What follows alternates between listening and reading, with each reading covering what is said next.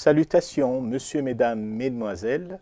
Vous êtes en train de suivre une émission spéciale à partir du studio ETL Atlanta, États-Unis. Cette émission spéciale va vous présenter des invités spéciaux. Mais ce soir, nous allons en recevoir un seul. Il est membre du panel des journalistes communicateurs institutionnels de la République démocratique du Congo en direct de Kinshasa et aujourd'hui aux États-Unis à Atlanta, précisément au studio ETL. Alors nous allons le présenter. Il s'appelle M. Kaninda Dieuny. Bienvenue, bienvenue sur le plateau du studio ETL. Nous sommes bien ravis de vous avoir ce soir et nous aimerions quand même partager plus ou moins la raison qui vous amène dans ce fauteuil. Merci beaucoup, Aimé Mukendi, pour cette question, mais d'abord pour cette invitation sur ce plateau. De loin, nous voyons ce que le studio ETL produit, mais nous ne pouvions pas nous imaginer qu'il y avait toute une infrastructure, une structure bien organisée. À cette dimension, c'est une surprise, mais aussi un plaisir partagé pour nous de participer à cette émission sur ce plateau. Merci beaucoup. Mais déjà, puisque vous parliez de la présentation, Dieuny Kaninda est journaliste en République démocratique du Congo. J'ai fait partie d'un panel des journalistes qui font la communication institutionnelle. Et je me retrouve ici dans le cadre d'une mission qui est menée par une délégation des journalistes et experts qui évoluent dans le cadre de ce panel des journalistes communicateurs institutionnels. Donc nous sommes aux États-Unis, à Atlanta, sur invitation du studio ETL. Le studio ETL est donc, comme vous le savez, ravi de vous avoir et reste certainement curieux et nous restons aussi très très chauds pour, en termes de dire que nous voulons savoir plus ou moins où va nous amener cette belle aventure où nous n'allons pas nous arrêter tout simplement à vous voir aujourd'hui assis dans ce fauteuil. Nous pensons que nous allons prendre plus ou moins un élan vers l'avenir pour essayer de voir dans quelle mesure vous et les membres qui vous accompagnent des journalistes, où nous allons un jour arriver en termes de collaboration. Mais cela dit, il ne faut pas qu'on reste longtemps sur ces sujets parce que nous allons y revenir. Parlons un peu plus ou moins de ce que c'est les journalistes communicateurs constitutionnels. Institutionnels. Institutionnels. Voilà. Excusez-moi l'expression. Ouais. Non, mais nous sommes un panel, c'est-à-dire un regroupement des journalistes qui ont décidé de se mettre ensemble parce qu'il y a un besoin réel de pouvoir communiquer sur ce qui s'est fait au niveau des institutions de la République démocratique du Congo. Parce qu'au-delà du fait que le journaliste, il fait la collecte, il fait le traitement, il fait la diffusion de l'information, mais nous sommes aussi un pouvoir qui canalise, si vous voulez bien, les aspirations d'un peuple par rapport à ses attentes qui doivent être prises en compte par les gouvernants. Mais en même temps, nous sommes aussi le canal qui permet aux institutions de pouvoir faire passer le message auprès des populations pour lesquelles les institutions travaillent. Nous sommes donc un pont. Alors nous nous sommes constitués en panel parce que nous avons une même vision, une même compréhension de ce qui se fait aujourd'hui au pays par l'administration du président actuel, parce que vous le savez, depuis 2 ans et quelques mois aujourd'hui, il y a l'avènement d'un nouveau président en République démocratique du Congo. Je parle du nouveau parce que nous avions eu un président qui a fait plus de 18 ans au pouvoir et que maintenant nous avons un autre président qui a une nouvelle administration qui voit le Congo autrement. et qui parle plus du développement du Congo. Et ça nous a poussé, nous, à pouvoir nous rapprocher de lui pour comprendre sa vision, parce qu'aujourd'hui, notre pays, qui est potentiellement très riche, a, contrairement, une population très pauvre avec un pouvoir d'achat le plus faible ou parmi les plus faibles au monde. Alors du coup, nous nous sommes mis ensemble dans ce panel pour pouvoir accompagner cet élan de développement voulu par l'actuel président. Et nous le faisons à travers la communication. Mais vous avez épinglé un point très important de savoir est-ce que le partenariat avec le studio ETL se limite à cette invitation de pouvoir déplacer une délégation de Kinshasa jusqu'aux États-Unis, plus précisément à Atlanta, ou c'est un partenariat qui va durer dans le temps et dans l'espace. Et là, je dis que c'est un partenariat que nous voulons durable dans le temps et dans l'espace. Parce qu'il y a des vrais besoins au Congo qui peuvent trouver des réponses à travers ce partenariat. Tout à fait. Alors, cela bien dit, nous vous disons encore une fois merci pour avoir fait allusion, n'est-ce pas, à ce fameux projet ou contrat entre Studio ETL, évidemment, et vous. Alors, une question doit surgir après autant des bonnes nouvelles. Dites-nous plus ou moins l'outil par lequel vous divulguez autant d'informations, l'outil que vous utilisez pour parvenir plus ou moins à, n'est-ce pas, parler de la vision, comme vous avez fait allusion, du nouveau président et de ses projets. Comment vous divulguez cette information? Quel est l'outil que vous avez jusque-là ou dont vous disposez? Alors, il faut dire que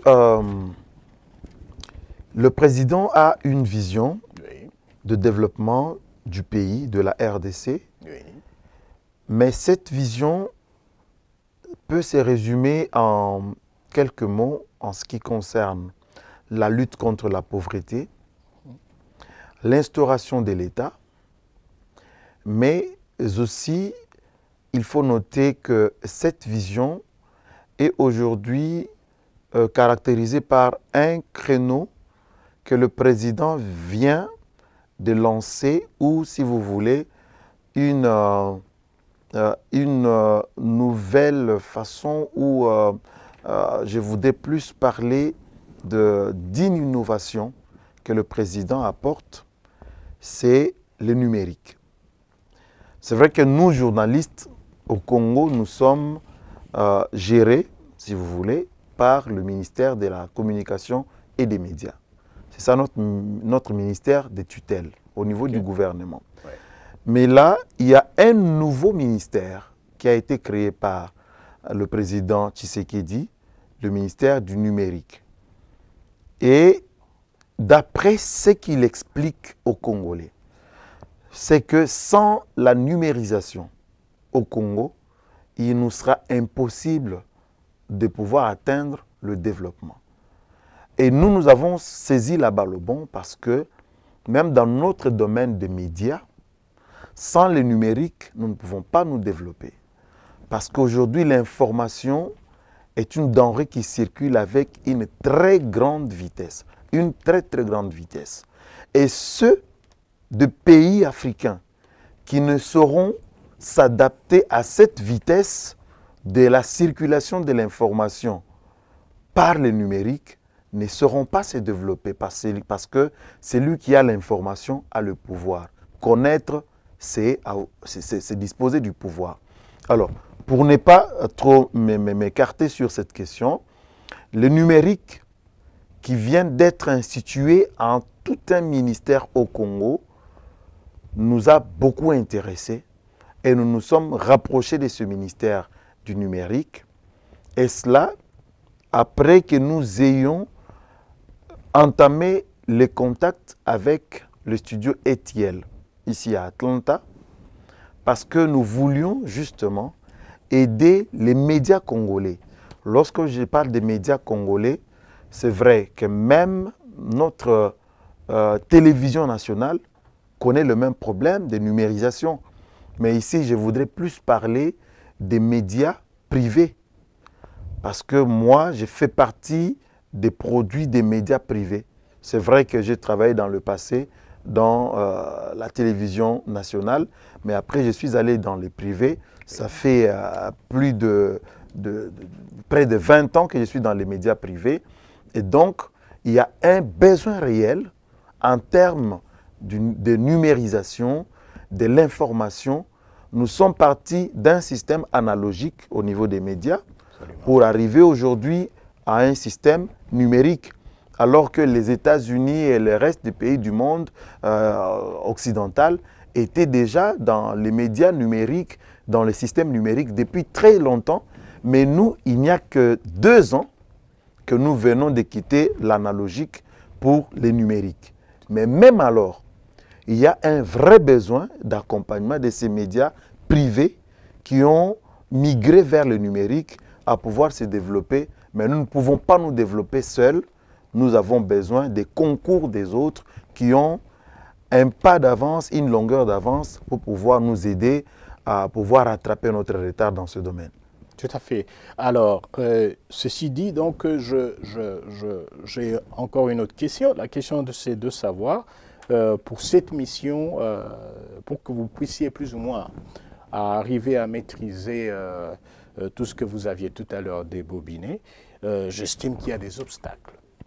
Évidemment. Quels sont plus ou moins les obstacles jusque-là que vous rencontrez dans cette démarche pour essayer d'amener le système médiatique congolais à être un système numérique, pour aussi être à mesure d'amener ce ministère qui vient de se créer, le ministère du numérique. Quels sont les obstacles que vous pensez, que vous êtes en train de rencontrer? Les obstacles, cher Aimé, sont de plusieurs ordres. Oui, si vous pouvez plus ou moins nous donner une idée générale. Oui. Pour vous donner une idée générale, est-ce que vous savez aujourd'hui qu'au Congo, lorsqu'un journaliste va en reportage, il est obligé, Kinshasa c'est une très grande ville, comme la République démocratique du Congo aussi, plus de 2 340 quelques kilomètres carrés de superficie. C'est ça la RDC, et Kinshasa c'est une très grande ville.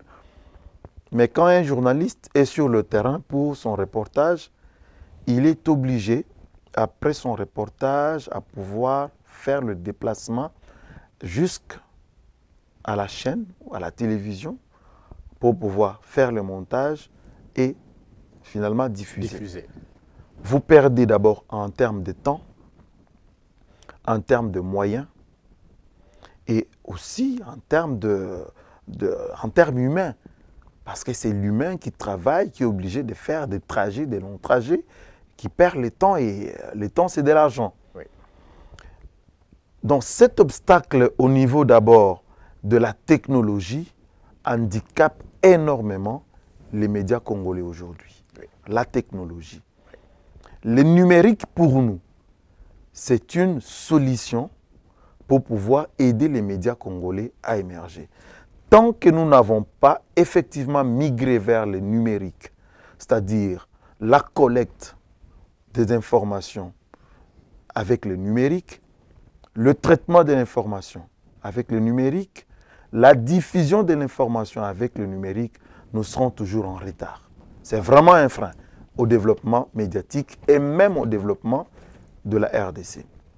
L'autre obstacle aujourd'hui, c'est au niveau de la mise à jour des hommes des médias. Je suis désolé de le dire, nous avons toujours eu des ministres des communications et médias, c'est ça l'intitulé du ministère.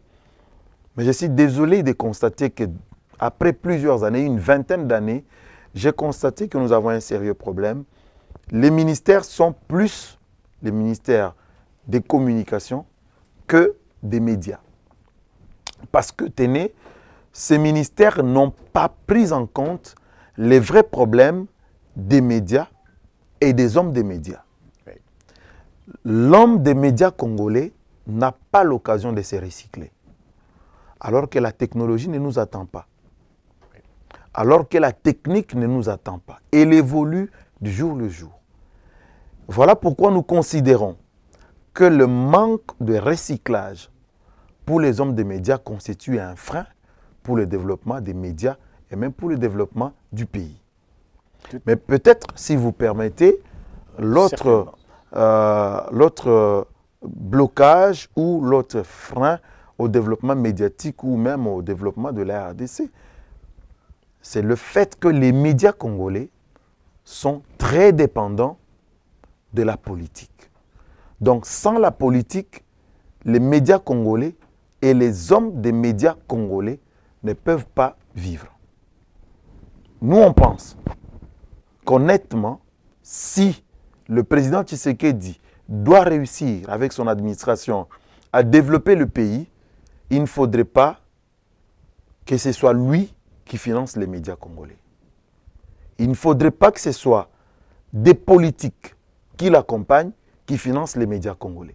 Il faut que les médias congolais trouvent leur indépendance. Le Congo va fêter ce 30 juin plus de 60 ans d'indépendance. Mais les médias congolais, eux, ils conjuguent toujours la liberté de la presse sous la casquette de la dépendance politique. Et nous, on veut que ça change. Et si ça doit changer, nous pensons que c'est avec ce genre de démarche que nous menons ici, aujourd'hui, aux États-Unis. Tout à fait. Nous pensons certainement que votre approche elle est bonne et nous ne pouvons que vous souhaiter toutes les bonnes choses. Et cela ne doit pas s'arrêter à nos souhaits, à nos voeux. Nous devons arriver à asseoir quelque chose. Pour cette raison-là, le studio ETL qui vous accueille aujourd'hui, n'hésiterez pas d'ajouter quelque chose dans tout ce que vous venez de dire. Alors pour la, mais si vous permettez, oui, si vous permettez, il y a un élément très important que je voulais ajouter. Absolument, pourquoi J'ai parlé des États-Unis tout à l'heure. Oui.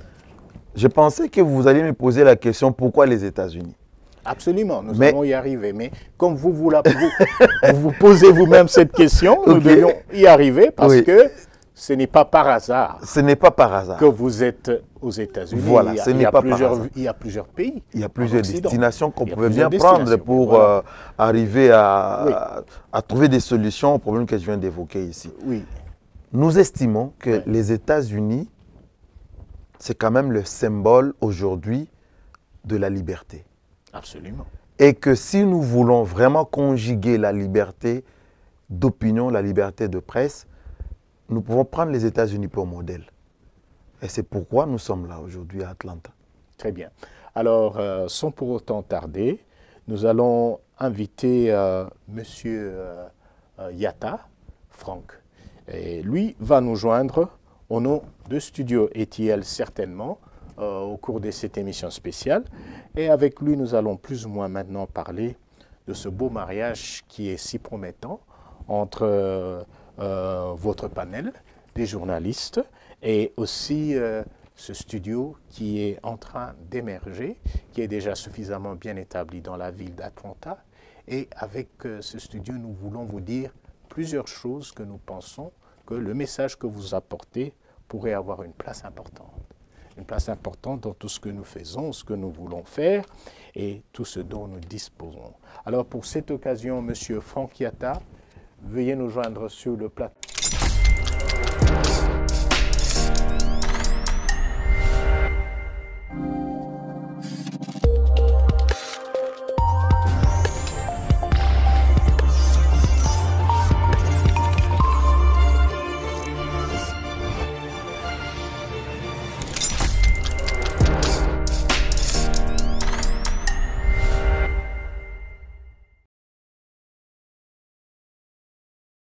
Il a été déjà présenté bien avant qu'il ne puisse s'asseoir et donc il nous reste de l'accueillir. Alors, Monsieur Yatta, Franck, bienvenue sur le plateau de Studio ETL. Merci. Et donc, bienvenue aussi pendant notre émission spéciale, une édition spéciale aujourd'hui présentée autour du panel des journalistes de journalistes communicateurs institutionnels, n'est-ce Ouais. pas, de la République démocratique du Congo. Je dois me rassurer parce que j'ai commis une erreur plus tôt. Qu'est-ce que vous avez à nous dire par rapport à ce futur mariage qui se prépare entre le studio ETL à Atlanta et les membres du panel de journalistes communicateurs institutionnels? Merci beaucoup, Aimé Mukendi. C'est toujours un plaisir d'être dans votre émission. Dans tous les programmes que vous offrez, vous le faites très bien et je vous jette des fleurs là-dessus. C'est pour moi... Ça se remarque. C'est pour moi un plaisir d'avoir ici avec nous le coordonnateur du panel des journalistes, que je salue, Diedi. Merci beaucoup. Et ils font du bon travail aussi là-bas. Donc, pour parler de ce mariage, le studio ETL a été contacté par ce panel et nous avons trouvé qu'ils font un bon travail déjà localement et qu'il est important, puisque nous poursuivons les mêmes objectifs globalement. Tout ce qu'il a dit ici, c'est pratiquement ce que nous poursuivons ici. Nous pensons que mettre ensemble les énergies, créer cette synergie est une bonne chose pour que nous pouvons nous pousser les uns les autres vers un meilleur état de tout ce que nous pouvons faire. Donc ici, pour le compte du studio ETL, j'aimerais pratiquement annoncer que ce partenariat a pour but de élever dans la production tout ce que nous faisons. Surtout, nous voulons créer en fait une plateforme. Nous voulons ensemble créer une plateforme ici aux États-Unis pour le studio ETL et eux, ce panel de journalistes au niveau du pays, créer une plateforme où nous allons travailler ensemble pour pousser, que ce soit pas seulement dans le domaine de communication institutionnelle, pas seulement, mais aussi dans le domaine de communication dans les affaires. Vous savez que le studio ETL a une particularité orientée vers les affaires. Parce que nous croyons que les affaires, le business en général, développe un pays économiquement. Si un pays développe mieux son côté économique, son côté business, les gens ne devront pas se fier tout le temps aux politiques pour faire marcher des choses. Donc nous voulons encourager les affaires et ce partenariat va aider que ces deux ou plusieurs pôles, je parle des institutions, je parle de business, je parle du développement social, socio-développement et tous les aspects du développement social et de la population vont aller avant. C'est ici peut-être un appel que je vais lancer aux autres ministères officiels au pays, ministère de l'Information, pour les journalistes, c'est un panel de journalistes, d'accompagner ce partenariat. Si vous permettez, je voudrais aussi remercier le ministère du numérique qui s'est impliqué profondément pour réaliser le déplacement ici. Et il y a aussi d'autres institutions que peut-être M. Diony pourra nommer ici. Tous ceux qui se sont impliqués du point de vue institutionnel, mais du point de vue individuel, à réaliser cette première visite. Nous leur demandons de continuer à nous faire confiance pour les étapes suivantes. Voilà, donc c'est ce que je peux dire à ce stade ici. Oui. Exactement, Aimé. Si vous permettez, oui, c'est je avec crois plaisir. que tout à l'heure, Franck parlait de ce mariage, ce partenariat qui va donc se poursuivre. Et lorsqu'il parle de la confiance des autorités congolaises, c'est parce que justement, nous sommes ici en une délégation, parce qu'en principe, nous devrions être ici avec un nombre quand même un peu plus élevé des journalistes congolais. Mais nous avons reporté une conférence que nous devrions tenir ici à Atlanta.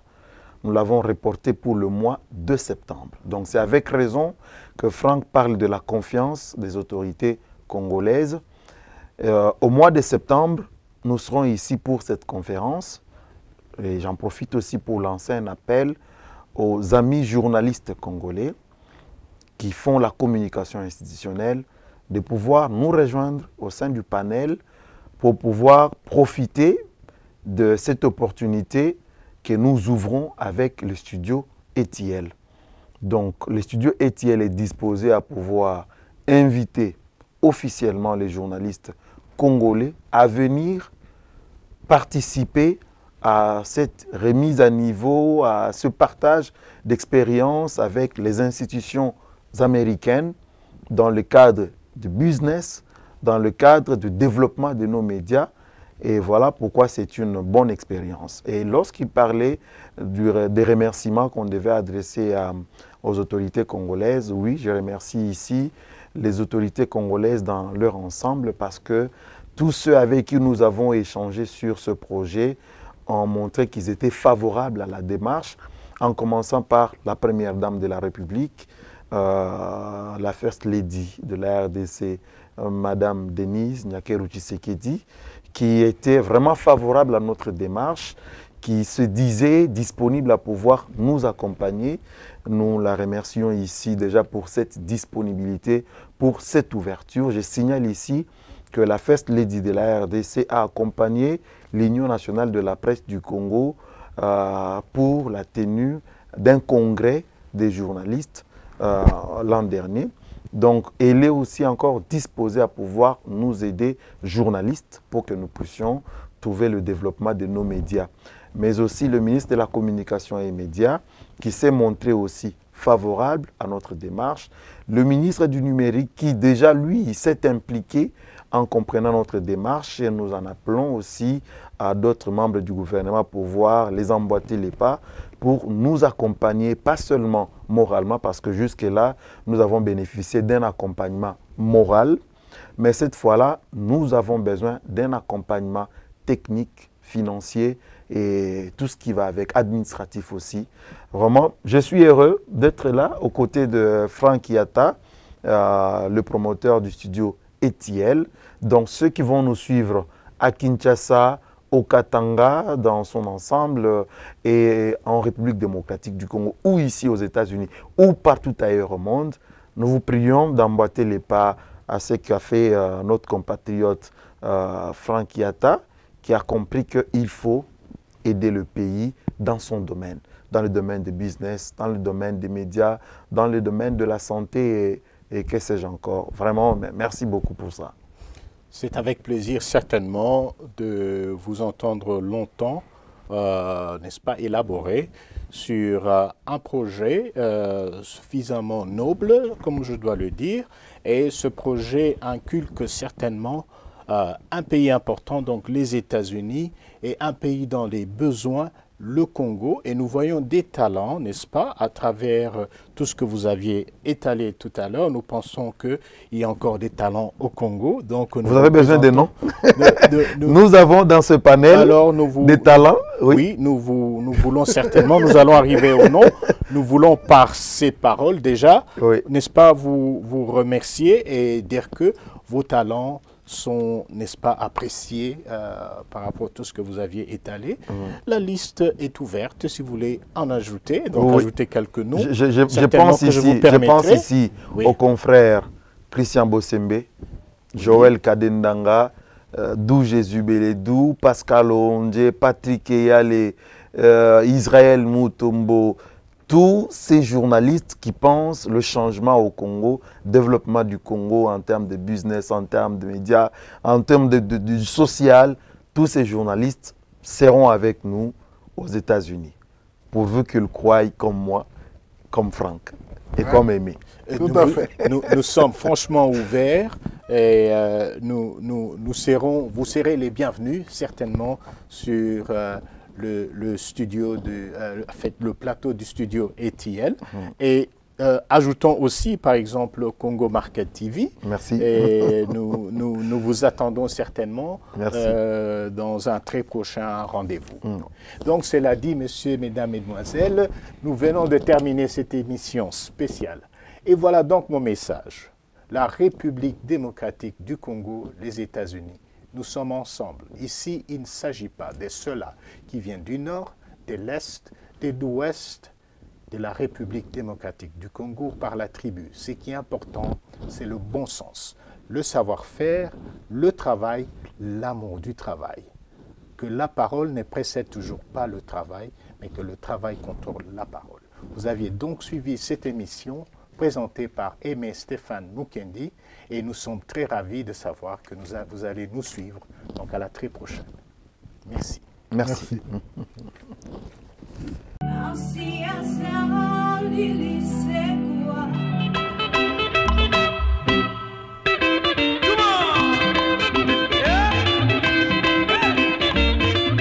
Vous êtes en train de suivre notre émission préférée, Moon Talk, présentée par Aimé sur la radio du Congo, en direct d'Atlanta, États-Unis.